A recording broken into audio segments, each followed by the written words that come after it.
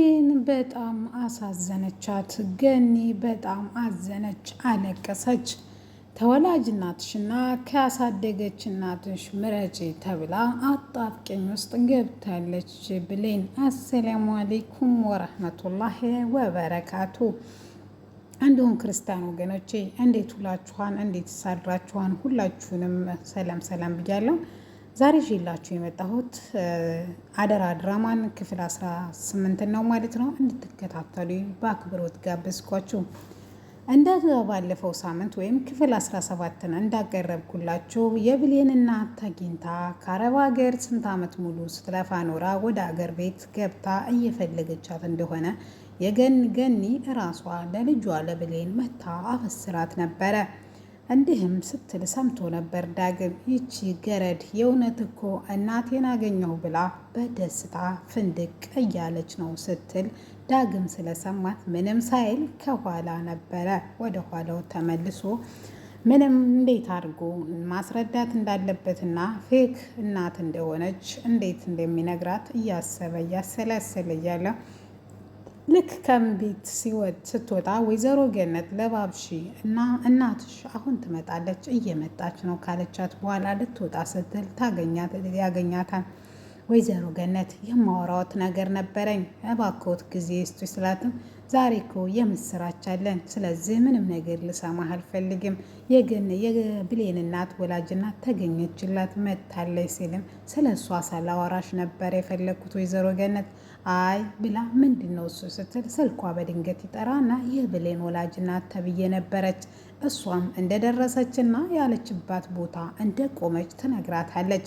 ይህንንም እንደነገረ በቃ ዳግም ልመለስ ነው የምታወራኝ ነገር ካለ ዳግም ስንገናኝ ትነግረኛለህ ብለው ጥላው ትሄዳለች። ይህን እንዴት መናገር እንዳለበት እያሰላሰለ ያለ ብሌን ወይም ቃል ትመጣና ከውጭ በጣም እኮ ነው የምታምረው፣ ግን አለ ቦታ ነው የምትርመጠመጠው ትለዋለች። አደል አንቺም እኮ በጣም ቆንጆ ነሽ ብሎ ካደናነቃት በኋላ የምርህን ነው ቆንጅዬ መሆንህን እያወቅ ኩራትህ እኮ አልተቻለም ስላትም፣ አረ በፍጹም እኔ የምኮራ ሰውም አይደለሁም የማስኮራም ነገር የለኝም፣ ግን አንድ ነገር ካላስቸገርኩሽ ልጠይቀኝ ስላትም፣ እሷም ጠይቀኝ ለአንተ እስቲ ልቸገር ቆንጅዬው ስትል ብሌንን ፈልጌ ነበረ ሲላትም ቅስሟ ይሰበርና ምንም ቢሆን እኮ እኔ ሴት ነኝ፣ ስለዚህ አንድ ገረድ ለመፈለግ እኔን መጠቀም የለብህም ብላ ተናዳና ተበሳይታ እጠራልሃለሁ ብላ ወደ ውስጥ ትገባለች። ወደ ውስጥም በገባችበት ቃልን እንግዲህ ብሌን እንዲህ በማለት ይሄ እኮ አያፍርም፣ አንድ አሮጊት ማገት እንደ ጀብድ ያወራን፣ ብዙ ብር ነው መሰለኝ ገነትን ስላገተ የተቀበለው፣ ያገትኩት በስነ ስርዓት ነው፣ ስራዬንም በስነ ስርዓት ነው የተወጣሁት፣ ስለዚህ ሙሉ ክፍያ ነው የምፈልገው እያለ ሲያወራ ሰማሁት። እንደው አንዳንድ ሰዎች የምንሰጣቸውን ቦታ የማያውቁትስ ነገር እያለች ስታወራ እሷን በንዴትና በብስጭት እየተንቦገቦገች የት ነው ያለው ልክ ልኩ ነው የምነግረው ከህይወት ይውጣልኝ አልኩት ብላ እየተንቦገቦገች አሁን ለማንኛውም ውጭ ላይ ነው ብላት ብሌን በንዴትና በብስጭት ወደ ውጭ ስትወጣ ዳግምን በር ላይ ታገኘዋለች። ምን ፈለግ ከህይወት አትወጣም የማልሰማ መሰለ?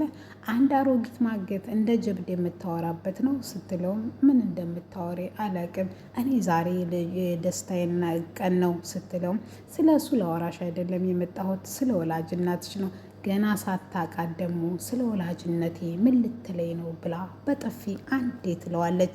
እኔ ስለምወድሽና ስለማከብርሽ እንጂ እውነቴን ነው የምልሽ ለአንቺ ክብር ስላለኝ እንጂ ምንም ዝም የምልሽ፣ እኔ ግን በጣም አዘንኩልሽ።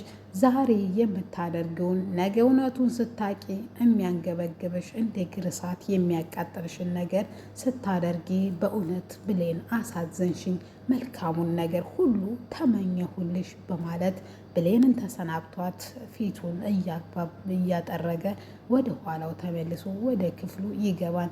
እሷም ወደ ያሰበችው ስላሳካችላት በቁጣና በብስጭት የምሽርሽር ነው፣ ገረድ መሆንሽን አትርሺ፣ ሂጂ የስራ ልብስሽን ቀይሪ በማለት ትገለምጣታለች። ብሌንም ታዛዥ ነኝ ብላ ልብሷን ቀይራ ትመጣለች። ያችኑ የለበሰቻትን የስራ የኩሽና ልብሷን እንደለበሰች ሳሎን ሁሉም ተሰብስበው ቁጭ ብለው ወይዘሮ ገነት ይዛ ትመጣለች።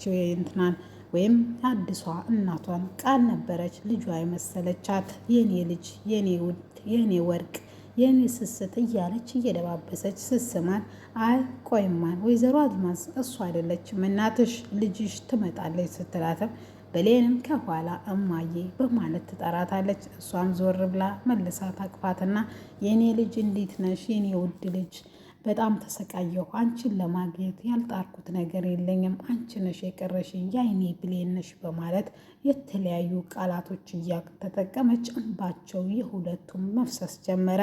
ይህን ያዩት በቃ ለዛሬ ይበቃ በማለት ሰላምን ቁጭ በሉና እናውጋ በማለት ወሬያቸውን ቀጠሉ። ስለ ልጅነታቸው ሁሉም እያወሩ እየተጫወቱ እያለ የልጅነት የማንንም የህይወት ታሪክ የገጥማን ያለችውን ወይዘሮ አልማዝ ዝርግፍ አደረገችላት። ብሌንም እየሳቀች አንድ ስህተት ተሳሳተች።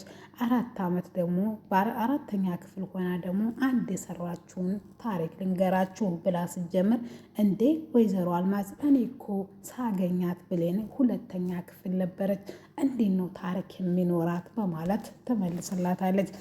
ቃልም ይህን የሰማችው ቶሎ በጣልቃ ትገባና የብሌን እናት መቼ ነው ታዲያ ብሌንን ይዘሽ የምትሄጂው ስትላትም አይ አላወኩም ገና ሰሞኑን መቀሌ ይዣት እሄዳለሁ። እንደነገርኳችሁ ታሪኬን ምንም ነገር ገንዘብ ይዤ አልመጣሁም። ልጄን ፍለጋ ነው ብቻ የመጣሁ። ስለዚህ ልጄን ይዤ ወደ መቀሌ እመለሳለሁ ትላቸዋለች።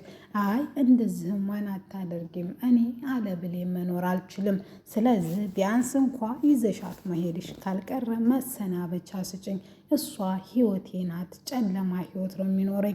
እሷን ካላገኘ በፊት የጨለማ ህይወት ነበር፣ አሁን ወደዛ ህይወት መግባቴ ነው ብላ እንባዋ እየፈሰሰ ወይዘሮ ገነት ስላሳደግሽልኝ አመሰግናለሁ። አሁን ግን እኔ እናቷ መጥቻለሁ፣ ውጭልኝ በማለት ከቤቷ ታስወጣታለች። ብሌንም እናቷ ስኬድ እማዬ አንቺ እኮ ባትወልጂኝ የሚያሳደግሽ ልጅ ነሽ፣ እናቴ ነሽ። ስለዚህ እባክሽ ስትልም ገነት ግን እያለቀሰ በሩን ከፍታ እየወጣች ብሌን ለመከተል እጇን አስለቅቃ ከእናቷ ስትከተላትም በር ላይ ስትደርስ የብሌን እናት አልማዝ የተባለችው እንዲህ በማለት ትናገራለች። ይኸውልሽ አሁን አንቺ ካለሽበት ቀጥ ብለሽ መመለስ አለብሽ፣ አለያ አንድ ነገር ትመርጫለሽ፣ ወይ ገነትን ወይ ወላጅነትሽን ስትላትም ገና አይታ ያልጠገበቻት እናቷን ማየት ናፍቋት ወላጅነቷን ናፍቃ መርጣ ከመንገዷ ትቆማለች። ይህን ያየችው እንግዲህ ሰላምዬ እንዲህ በማለት ላልማዝ ትላታለች። እንዴት እንደዚህ ታደርጊያታለሽ? እንዴት እኮ አንቺ እኮ ማመስገን ያለብሽ ገነት ለዛ አብቅታልሻለ ልጅሽን። እውነቴን ነው የኔ ዕጣ ቢሆን ምን እንደማደርግላት ስትልም ቃልም በብሌን ስለምትቀና እንደዚህ እንድት ያልፈልግም እናቴ የውሸትም ሆነ የተምሳሌ ብሌን ያንቺ ልጅ እንድትሆን አልፈልግም፣ ልጅ እንድትያት አልፈልግም ብላ እኔ ነኝ ያንቺ ልጅ በማለት የኔ ልጅ በጣም ይቅርታ እንደዚህ ስስ እንደሆንሽ አላወቅኩም ነበር በማለትም እንትን ትላታለች። ማታ እንግዲህ ደርሶ ሰዓቱ ዳግም አንድ ነገር ያስባል። እሱም ይህን ነገር ያደረገችው ቃል እንደሆነች ስላመነ እራት ሊጋብዛት ይቀጥራታል። ወይም በር ላይ መጥቶ የኔ ቆንጆ እስከ ዛሬ ለተናገርኩሽ ነገር በጣም ይቅርታ፣ በደሌ መካሻ እራት ልጋብዝሽ በማለት ይጠይቃታል። እሷም በደስታ እሺ ትለውና ዞር ስትል ብሌን እየሰማቻቸው መሆኗ ስታይ ጉንጩን ትስምና እስከ ራት ድረስ ትናፍቀኛለህ ትለዋለች። እኔም እንደዛው የኔ ውድ ብሏት ለወሬና ሊያስወጣት እንደሆነ እውነቱን እሷ በምን አወቀች? እንደዚህም ብሏት ተሰናብቷት ለራት ግብዣ የሚሆነውን ቆንጆ ቀሚስ ከለበሰች በኋላ ብሌንን ጠርታት ሊያሳድረኝ ስለሚችል ዳግም እኔ ስለማልመጣ ለሰላምዬ ጓደኛዬ ጋር እንዳደርኩ ንገሪልኝ ትላትና አትመጭም ስትላት አዎ እኔ አድራለሁ ትላታለች። እሺ ብላ ተሰናብታት ትሄዳለች። ባታድሪ ጥሩ ነው እና ዳግምን የመሰለ ልትቼ ልምጣ ብላትም ማንን ማድረግ እንዳለብኝ እንደ አንቺ አትነግሪኝም፣ ውጭ አንቺ ገረድ ብላ ታስወጣታለች። ብሌን በማዘን እንዴት ይሄን ያደርጋል ዳግም ብላ በመከፋት ልቧ በመሰበር ውስጥ ትመለሳለች። ገኒ በጸሎቷ ውስጥ ጸጸት ብላ ታለቅሳለች። ምነው ፈጣሪ ሆይ ቃል ብሌንን ከማግኘቴ በፊት ህይወትን ለአንተ አልነግርህም ምን አይነት ጨለማ እንደሆነ። ስለዚህ ፈጣሪ ሆይ ምነው ወደ ጨለማ ህይወት የመለስከኝ እያለች በጸጸት ታለቅሳለች። ማታ ተኝተው ወይናቸውን እየጠጡ እነ ዳግምና እነ ቃልም ተኝተው ስልኳ ይጠራል። የእናቷ በኃይሉ ነበር። አቶ በኃይሉ የደወለው ለምንድን ነው ዛሬ ያደርሽው? ወደ ቤትሽ ወይም ወደ መቀሌ ለምን አልሄድሽም? በሚል ነበረ። እውነቱን